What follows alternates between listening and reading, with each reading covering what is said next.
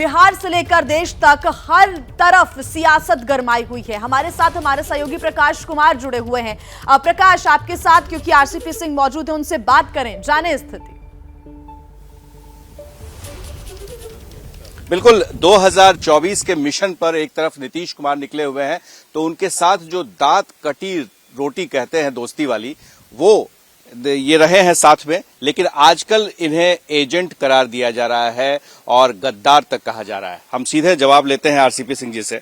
RCP Singh, जिनके साथ दांत कटी रोटी थी आपकी, वो आजकल उनकी पार्टी के नेता लोग गद्दार कह रहे हैं कि 1998 में पीएस बनाया था, क्या था, अपनी जगह दे दी थी, अध्यक्ष बना दिया था।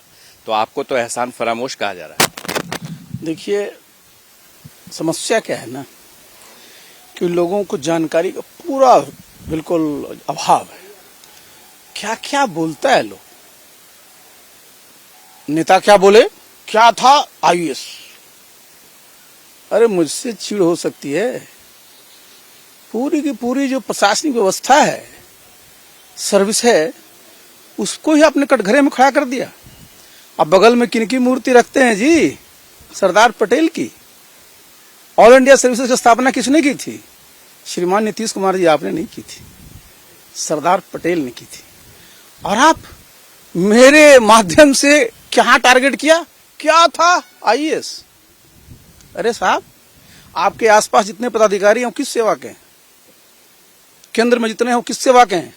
लोकतंत्र में जनता का भी, जनप्रतिनिधियों का भी, सरकारी सेवकों का भी, चाहे वो ऑल इंडिया सर्विस के हों, चाहे हमारे चतुर्थ वर्गीय श्रेणी के कर्मचारी हों, सबका योगदान होता है श्रीमान जी।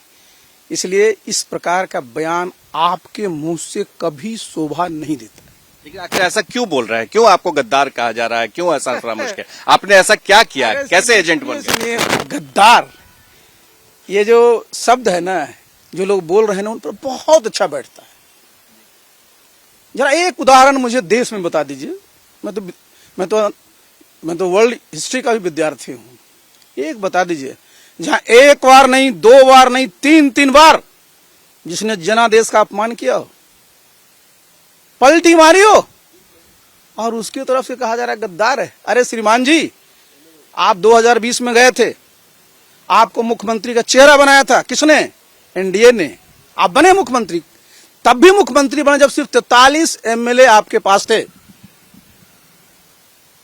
74 वाले ने आपको नेता मान लिया। उसके बाद पलटी मार करके आप जरा बताइए, महागठबंधन किसके नेतृत्व में चुनाव लड़ा था? पूछिए इनसे। महागठबंधन चुनाव लड़ा था तेजस्वी यादव के, और आप पलटी मार के तेजस्वी यादव की तरफ चले गए। उनकी उस समय संख्या एमएलए कितनी थी? 79, आपकी 43। फिर भी मुख्यमंत्री। महागठबंधन के जो वोटर है उनसे जाकर पूछिए कि वो लोग किसके लिए वोट दिया था? क्या ये वोट दिया था कि नीतीश कुमार मुख्यमंत्री बनेंगे, महागठबंधन की सरकार भी बनेगी तब भी? तो आप गद्दारी की बात कर रहे हो। आप तो सबको छल रहे हो, लेफ्ट राइट सेंटर, कोई बचा है? तो ये सब जो शब्द है ना, आप ही लोगों पर बढ़िया से बैठता है। और जहां तक कई लोग मुझे बोलते हैं कर्मचारी था, स्टाफ था, क्या क्या शब्दों से नवाजते हैं श्रीमान जी। लेकिन मैं जो था अपनी मेधा से था, किसी की मेहरबानी से नहीं। और बोलते हैं कि मैंने अपनी कुर्सी दे दी। श्रीमान जी की कौन सी कुर्सी दी जी? राष्ट्रीय अध्यक्ष की। Yes, very good. इनको किन्होंने कुर्सी दी थी? श्रीमान शरद यादव जी कहेंगे, शरद यादव जी ने हमने कुर्सी दी। राष्ट्रीय अध्यक्ष की कुर्सी किसी व्यक्ति की नहीं होती है, संगठन की होती है, कार्यकर्ताओं की होती है। संगठन का चुनाव होता है, पंचायत से लेकर के राष्ट्रीय स्तर, तब राष्ट्रीय अध्यक्ष का चुनाव होता है। तो मेरा क्या, आपने कहा कि आज ये बैठ जाइए। जो जिस प्रक्रिया से आप राष्ट्रीय अध्यक्ष श्रीमान जी बने, उसी प्रक्रिया से मुझे भी सब लोगों ने राष्ट्रीय अध्यक्ष बनाया। और जो अभी राष्ट्रीय अध्यक्ष हैं, उनका नाम किसने प्रस्तावित किया था? रंजन सिंह। कहा कि मैंने दे दी अपनी कुर्सी। मैंने तो आज तक नहीं कही कि मैंने अपनी कुर्सी दे दी। इसलिए देखिए, मैं कौन बोलता है? संस्कृत का शब्द अहम, अहम माने मैं। तो जो अहंकार से बिल्कुल लवरेज जिनका रहता है ना व्यक्तित्व, वही हर एक में मैंने किया, वो किया। उसके बाद कहते हैं पीएस मैंने बना। आपकी औकात क्या है पीएस बनाने की? भारत सरकार में पीएस बनाने की आपकी क्या औकात है? आपने पहले मुझसे कहा कि आप मेरे पीएस रहिएगा, मैंने अपनी सहमति दी। मैं उत्तर प्रदेश काट रखा था, उत्तर प्रदेश कैडर से आपको क्लियरेंस लेना पड़ेगा कि हाँ इनको मैं बनाना चाहता हूं। उसके बाद एसीसी आप ही होते हैं क्या? एसीसी क्या? अपॉइंटमेंट कमेटी ऑफ कैबिनेट, वो अप्रूवल होता है, प्रधानमंत्री जी के दस्तखत होते हैं। और आपके मैंने बना दिया, आपकी अभी तक औकात वो नहीं हुई है कि आप भारत सरकार में पीएस अपनी कलम से बना सकें। लेकिन वो जिस तरह से नीतीश कुमार बातें कह रहे हैं, ऐसा लग रहा है कि जैसे आपने उन्हें जबरदस्त झटका दिया, धोखा दिया। आखिर वो क्या चाहते थे जो आपने नहीं किया? अरे देखिए, मैं तो कभी धोखा मेरे सब डिक्शनरी में नहीं है जी, मेरी डिक्शनरी में धोखा शब्द नहीं है। बता दे धोखा, जरा इनके तरफ चारों तरफ धोखा धोखा धोखा धोखा ही है। कैसे? यही ना है, किसके साथ रहते हैं फिर चले गए इधर, क्या चीज को क्या कहिएगा उसको क्या कहिएगा? इधर से इधर जाने को क्या कहिएगा उसको आप कि बड़ा सम्मान कर रहे हैं हमने? उसे कहते हैं राजनीति हो रही है। अरे साहब, वो राजनीति नहीं है। राजनीति का देखिए, राजनीति का मतलब क्या होता है? राज की नीति भी होती है, सत्ता का संघर्ष भी होता है। लेकिन सत्ता का संघर्ष करने जाते हैं तो अपने एजेंडे के साथ जाते हैं, अपनी नीति के साथ जाते हैं। आप कौन नीति के साथ जाते हैं? कहां पहुंच जाते हैं? इनका कहना है कि पूरे देश में जिस तरह से माहौल बनाया जा रहा है, दंगा माहौल, दंगा का हिंदू मुस्लिम किया जा रहा है, तो वो एक बड़ा मुद्दा है। महंगाई है, बेरोजगारी है, इन सब मुद्दों पर वो। अच्छा सुनिए, बड़ा बढ़िया बोलते हैं ये। जरा ये बता दीजिए, आपको पूरे 8 साल हो गए ना, मैं भी केंद्र में 1 साल मंत्री था, एक जगह बता दे जहां दंगा हुआ है? अरे क्या बात करते हैं जी, इस देश का संविधान और हमारा हैसियत पूछते हो ना, कि इनकी हैसियत क्या है? श्रीमान मुख्यमंत्री जी, जान लीजिए, आपकी हैसियत, मेरी हैसियत, प्रकाश जी की हैसियत और एक देश की नागरिक हैसियत बराबर है। इस संविधान ने सबको बराबर का अधिकार दिया है। इक्वलिटी, लिबर्टी, फ्रेटर्निटी संविधान में है जी श्रीमान जी। तो आप क्या हैसियत हमारा पूछ रहे हैं? लोकतंत्र में सबकी हैसियत बराबर है। हाँ, पूछ सकते हैं कि काबिलियत क्या है, तो बिना काबिलियत के पहुंचे थे जी। आपकी पैरवी से आईएएस हुए थे क्या? जिसमें हम आईएएस किए थे आप सड़क पर घूम रहे थे, समझे ना? इसलिए काबिलियत पर मत जाइए, और हैसियत सबकी बराबर है, ये याद रखिए। लेकिन बिहार की एक जमीनी सच्चाई है, वो जाति है, और जाति में पूरा बटा हुआ है, समीकरण बनाया जाता है। तो आपको लग रहा है कि नीतीश कुमार के साथ में पक्ष में अभी जातीय समीकरण है, क्योंकि लालू यादव भी उनके साथ है, लेफ्ट पार्टी भी उनके साथ है, कांग्रेस पार्टी भी उनके साथ है। तो ऐसी स्थिति बन रही है बिहार में कि 2024 में नीतीश कुमार मोदी को यहां पर धूल चटा दे और केंद्र में सरकार बना ले? सवाल ही नहीं उठता है जी। इनके साथ कौन जाति के लोग हैं? किस जाति के लोग हैं? किस जाति के लोग उन्होंने ठगा नहीं है? किस जाति के आंख में धूल नहीं डाला है? और ये कह रहे हैं कि देखिए, सब लोग अपनी अपनी दाव में हैं। किसको इन्होंने जो है साहब आज तक सम्मानित किया है? दिल्ली गए थे ना, घूम रहे थे ना, बगल में मैं उत्तर प्रदेश में तो मेरा काडर रहा है। कैसे संबंध रहे इनके? क्या क्या स्टेटमेंट उन लोगों के बारे में देते थे, और बिहार में क्या क्या स्टेटमेंट देते थे, शरद पवार के बारे में क्या क्या कहते थे, किनके बारे में नहीं कहे? इन पर कौन भरोसा करेगा? अब पहुंचे भी कैसे, पैर भी करा के पहुंचे, आप हमसे ज्यादा बेटर जानते हैं। इसलिए देखिए, दिक्कत कहां पर है कि बिहार की जनता पूछे नहीं कि नीतीश बाबू, यहां हमारा जो सड़क सब बना था वो टूट टाट के बराबर हो गया। स्कूल में बिल्डिंग तो है, बाकी का हाले नहीं है। अस्पताल का बिल्डिंग है, हाले नहीं है। और आज उनको आज मैं देख रहा हूं कि सूखा की बात कर रहे हैं। 17 साल होने जा रहा है पूरे दक्षिण बिहार में। आपने कैसे, आपने बड़ा अच्छा दिया था जो आपका कहते हैं 7 निश्चय पार्ट 2 में, कि हर एक खेत को पानी। क्या बढ़िया नारा है जी।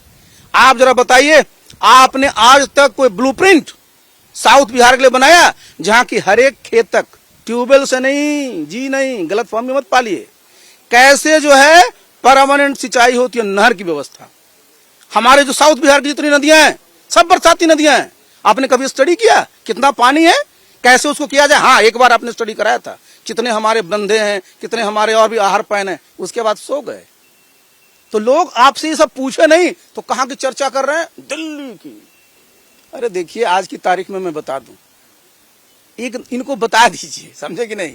मैंने पिछले दिन भी कहा था, अरे प्रधानमंत्री की क्या पहुंच है जी दुनिया में। मैंने बताया था ना, आज हम आर्थिक, आप जानते हैं, इकोनॉमिक पावर नंबर 5वें पर है। इंग्लैंड को हमने पछाड़ दिया जी, जिसने हमारे ऊपर इतना बड़ा शासन किया। लेकिन हाँ, मुझे तो बड़ा खराब लगता है, और नीतीश बाबू आपको भी सोचना चाहिए, ठीक है, अमेरिका का इंग्लैंड का $47,000 उसका पर व्यक्ति आए है, हमारे हिंदुस्तान का $2,500 पर व्यक्ति है। बिहार का क्या है श्रीमान जी, $1,000 भी नहीं है। उस पर क्या कर रहे हैं आप? तो जनता आपको ना पूछे तो कभी जा रहे हैं शरद पवार से मिलने, तो कभी जा रहे हैं शरद यादव जी से मिलने। इससे बिहार की जनता जो है ना माफ करने वाली नहीं है। मैं आ रहा था, मैं रोज जाता हूँ, देखिए जनता में क्या किस प्रकार का गुस्सा है। नहीं, वो गुस्सा अपनी जगह है, लेकिन जिस तरह से नीतीश कुमार विपक्षी नेताओं को एक कर रहे हैं और कह रहे हैं कि विपक्षी नेताओं को एक करके और मोदी को हरा देंगे, तो आपको लग रहा है कि ये जो इसमें बिल्कुल ये कामयाब नहीं, इन पर कौन भरोसा करेगा? न इनकी साख बची न इनकी विश्वसनीयता बची। जब राजनीति में न साख बची न विश्वसनीयता बची, कौन भरोसा करेगा आप पर श्रीमान जी? लेकिन ममता बनर्जी कह रही हैं कि आ रहे हैं हमारे साथ, तेलंगाना के सीएम 7 जन्म इनको साथ देगी। इनका झगड़ा तो रेल मंत्रालय से है। पूछ लीजिए, रेल मंत्री जो थे, पूछ लीजिए दोनों में कितना बढ़िया पटता था। देखिए, ये भी जानते हैं, दुनिया भी जानती है, इसलिए कौन इनके नाम पर तैयार होगा और कह देते हैं कि मैं तो उम्मीदवार नहीं हूं, इनके लोग भी बोलते हैं उम्मीदवार नहीं हूं। अब पार्टी ऑफिस के ऊपर क्या लगा दिया है, प्रदेश देखा अब देश देखेगा। क्या देखेगा देश? जैसा बिहार में कर रखा वही सही। ये बताइए आरसीपी सिंह जी, क्योंकि आप जनता के बीच में घूम रहे हैं, जब पिछली बार आपसे बात हुई थी तो आपने कहा था कि हम लोगों से बात करेंगे और फिर फैसला लेंगे, तो क्या आपने फैसला ले लिया है? अभी कहाँ जी, अभी तो कहाँ कितने जगह घूमे ही हैं। अभी तो देखिए आज 3-4 जिले में जाएंगे, फिर हम लोग का चंपारण उधर जाएंगे, सब जगह जाते हैं साथियों से। देखिए, हमारे जो कार्यकर्ता है वो जमीन पर है, उसको लगता है कि मैं ठगा गया हूँ, तो मैं जाता हूँ तो उनका एक मनोबल बढ़ता है, बातचीत होती है। तो लोग कहाँ जाने बोलते हैं? बीजेपी में जाने बोलते हैं, चिराग पासवान क्या? देखिए, अपने अपने सब सुझाव देते हैं और हमारा क्या काम है। लोकतंत्र में आप जानते हैं संवाद सबसे जरूरी है। अगर आपका कार्यकर्ताओं से, आपके नेताओं से संवाद है तो आपको जब बातें कहेंगे, जब विचार होगा तो निश्चित रूप से कोई सही रास्ता निकलता है। प्रशांत किशोर ने कहा है कि 2020 में नीतीश कुमार जब वो 43 सीट पर आ गए थे तो उनसे उन्होंने फोन पर बात की थी और पूछा था, तो उन्होंने कहा था कि आप सरकार में मत आइए, आप मुख्यमंत्री मत बनिए। तो आपको लग रहा है कि प्रशांत किशोर जिस तरह से नीतीश कुमार के साथ संवाद रखते हैं तो कहीं इन लोगों का एका हो सकता है? क्योंकि प्रशांत किशोर से आपके भी रिश्ते अच्छे नहीं रहे। देखिए, मेरे सबसे अच्छे रिश्ते रहे हैं, जिनके चलते रिश्ते खराब होते हैं आप सब जानते हैं। तो मैं प्रशांत जी ने क्या कहा उस पर मैं कुछ नहीं कहूंगा। तो आप रोज को अपने बोल रहे हैं तो मुझे क्या बोलना है जी। एक आखिरी सवाल आरसीपी सिंह जी, ये जो आप लोगों के बीच जो कटुता बनी है, और राजनीति में कहा जाता है कि ना कोई परमानेंट दोस्त होता है ना कोई दुश्मन होता है, तो क्या नीतीश कुमार के साथ कभी किसी जगह पर फिर से आपकी बात बन सकती है? क्योंकि नीतीश कुमार कहते हैं कि हम एक बार कोई अगर जाता है तो दूसरी बार उसको साथ ले आते हैं। देखिए, ऐसा है ना कि मैं क्यों उनके पास जाऊं जी, मैं क्यों जाऊं उनके पास? देखिए, जिस प्रकार का उन्होंने मेरे साथ व्यवहार किया जी, बता दें इतने वर्षों तक मैंने रहा, कभी कोई मौका दिया था? लेकिन मैं भी इंसान हूं और मैं ये तो नहीं कहता हूं कि उनसे बेहतर इंसान हूं, लेकिन सही बात है कि मेरे में आदमियत, इंसानियत अभी बची हुई है। और जब तक मेरे में आदमियत और इंसानियत रहेगी तो मैं इस प्रकार के व्यवहार को भगवान करे ताकत में मैं ही माफ कर सकता हूं। आपने सुना आरसीपी सिंह जी को सीधे तौर पर नीतीश कुमार को निशाने पर लेते हुए कि गद्दार कौन है, कौन किसका एजेंट है, इस सारे का जवाब अब नीतीश कुमार को ही देना होगा। क्या मजबूरी है मेरी, बताइए। मैं अभी आपको बताती हूँ कि मैंने ओए होए होए होए, नमकीन के चटकारे लेते हुए टकटकी मार के डिबेट शो को पॉज रिपीट कर करके देख रहे हैं जोगिंदर जी। इनकी तरह आप भी देखें अपनी फेवरेट डिबेट्स को रिपीट कर और डाउनलोड कीजिए एबीपी लाइव ऐप अपने स्मार्ट टीवी पर।